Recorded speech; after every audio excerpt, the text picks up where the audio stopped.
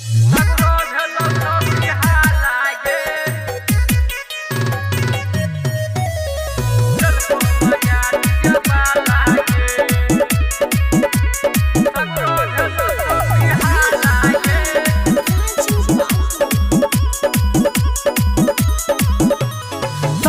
भेलौ छौरी हाला गे ललको मजा डीजे वाला गे।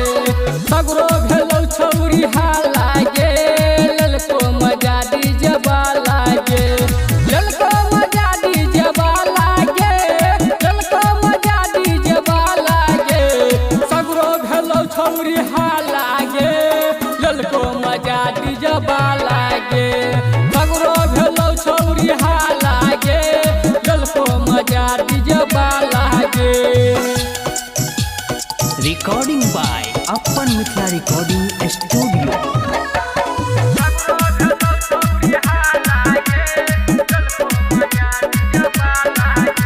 कटल को तोहर होठल लिए गे कटल को तोहर दुनू गलिए गे।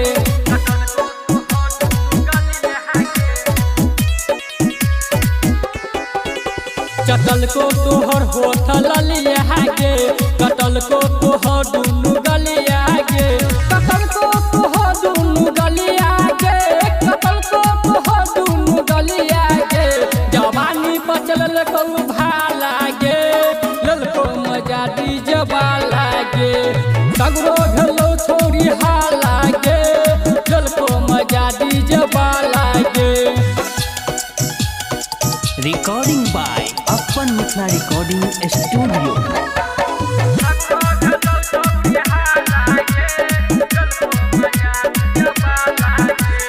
खेला देखल को गणेश दीवाना बाजत रहो भोजपुरी गाना।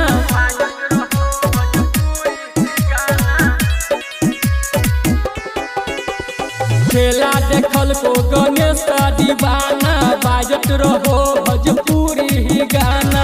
गोडल को टूटल तोहर गे गोडल को टूटल तोहर गे। सगरो भेलौ छौरी हाला गे ललको मजा डीजे वाला गे। सगरो भेलौ छौरी हाला गे